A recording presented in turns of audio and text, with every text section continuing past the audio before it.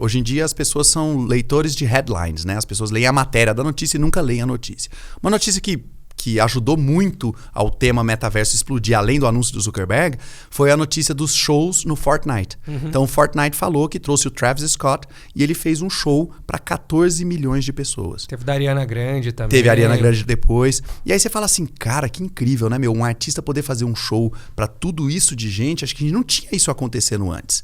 Duas coisas. Primeiro, você já tem lives, né? Então você já pode colocar as pessoas para assistir no YouTube 14 milhões de pessoas. Acho que até o próprio aquele cara que pulou daquela estação espacial e tentou abrir o paraquedas lá, acho que tinha mais isso de gente assistindo. Agora a questão técnica é, se você olhar qualquer imagem sobre o show do Travis Scott para 14 milhões de pessoas, você nunca vê mais do que 50 pessoas ao mesmo tempo na imagem. Porque ele cantou para 14 milhões de pessoas 50 por vez. Por quê, cara? Agora a gente vai falar um pouco de tecnologia, mas eu tô falando aqui de instâncias do servidor.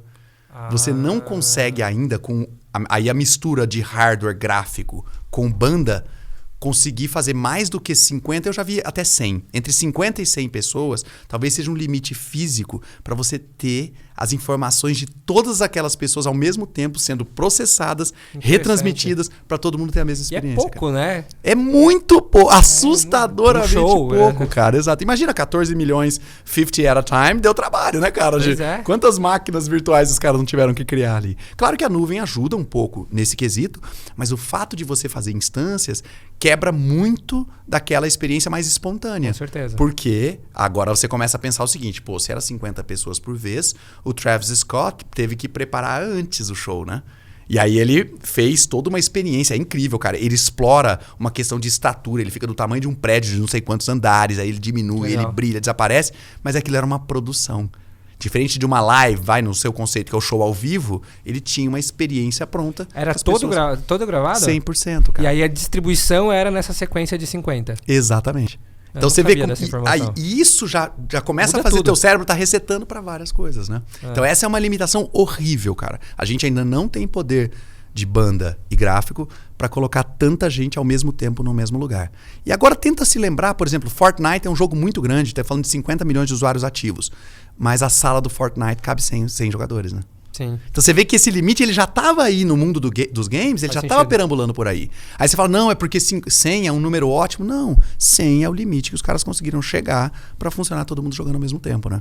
Então, acho que esse é um desafio bem grande para poder dizer, e aí agora vamos pensar nas inspirações do cinema, Jogador Número 1, Free Guy, tem uma série chamada Upload, o próprio Black Mirror na Netflix explora um pouco disso, sempre mostram como se a gente fosse ter uma solução só e a humanidade inteira tá caindo ali para dentro.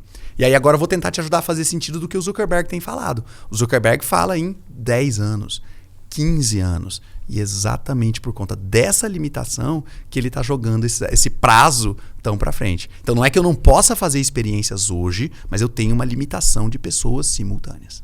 Interessante, interessante. E nas questões de dispositivo em si, do óculos é uma coisa que também eu vejo muita gente reclamar de enjoo, outras coisas desse tipo.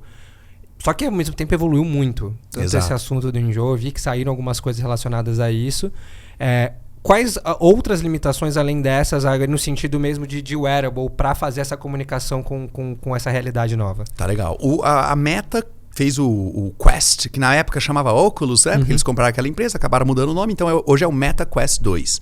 A Meta anunciou ainda esse ano que eles vão lançar 4 dispositivos diferentes. Então imagina que numa esfera aqui a gente vai ter uma coisa hiper high-end, talvez na casa aí dos $2 a 3 mil, e a gente vai ter o Questzinho, que a gente chama assim, que vai custar na casa de 300, que é o que custa hoje. Então, eu acho que isso vai ajudar bastante na adoção em termos de quantidade de usuários, pensando aqui especificamente sobre custo. Tá. Obviamente, você também está distinguindo bastante, porque o óculos de $300 tem lá um chip que é o mesmo que você usa num celular, nem os celulares flagship, não, os celulares mais de entrada, e ele tem também a tela, né, que no fim do dia o óculos ele tem 2 telas. Ele também tem uma tela mais limitada em termos de resolução. Então hoje esse Quest 2, ele entrega 2 telas 2K. Quando eu vou para essa outra esfera, em termos dos óculos high-end mesmo, que a gente já tem o Hive lançado, a Meta já prometeu o seu próximo para esse ano ainda, e a Apple vem adiando, mas aparentemente ano que vem lança dela, aí a gente já está falando de 8K. Aí a gente já tá falando, a Apple, por exemplo, teve um problema com o superaquecimento porque ela meteu aquele chip M2 que ela tá anunciando nos MacBooks Pro e Air dentro do óculos. Nossa. Imagina o poder de computação que a gente tá falando ali, né, cara? Caramba. Num óculos autônomo. Então, pensa que 2 anos atrás, cara, a gente dependia do PC.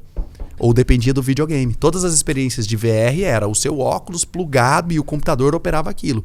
A Meta quebrou essa barreira colocando um produto autônomo e aí você realmente só precisa do óculos, né? Isso Acho é que isso legal. muda bastante.